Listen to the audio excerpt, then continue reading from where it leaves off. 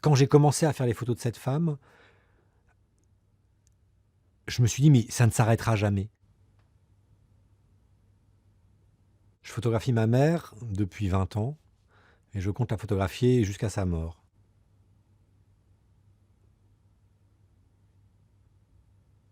Moi, j'ai pas connu mon père, il est parti quand j'avais 6 mois, j'ai jamais eu de nouvelles de lui.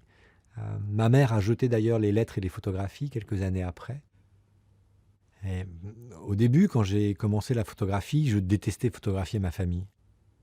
Le portrait d'ailleurs me faisait peur et je sentais que les proches, c'est quelque chose qui viendrait peut-être un jour, mais que c'était trop tôt. Parce que il faut que je voie son évolution physique jusqu'à la fin et en plus, il faut que je lui dise des choses.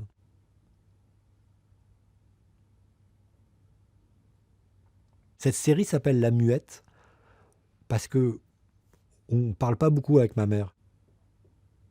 Pour dire je t'aime, elle me dit tu veux manger quoi ce soir? Et alors j'ai toujours bien mangé, hein.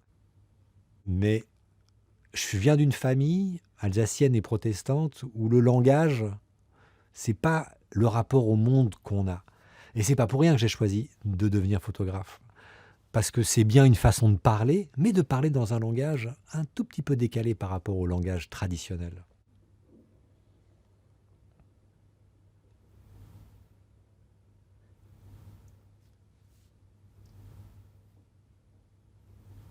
Plusieurs fois par an, j'ai dit bon, on va faire des photos.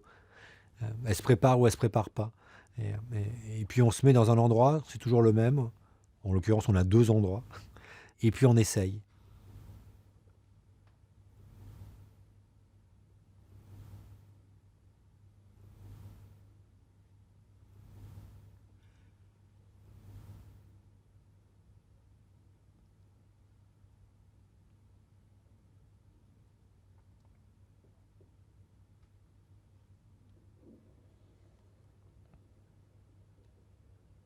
L'évolution de ce travail, ça va être l'évolution physique de ma mère, mais ça va aussi être l'évolution de mon rapport avec elle. Et j'ai le sentiment qu'il y a des phases. C'est qu'au début, j'avais des choses à lui raconter de manière assez rugueuse.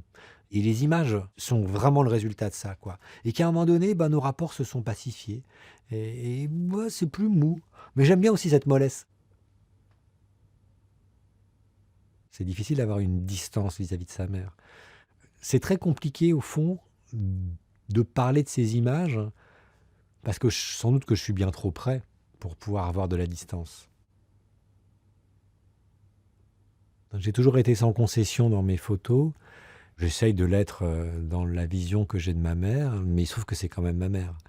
Et du coup, quelque part, le photographe se réjouit de la vieillesse qui avance, hein, alors que le fils peut être que déçu de voir la fin arriver. Et il y a cette ambiguïté-là que j'essaye d'oublier quand je fais des images, hein, mais dont j'ai besoin. Et je sais que la dernière photo de cette série, ce sera ma mère sur son lit de mort.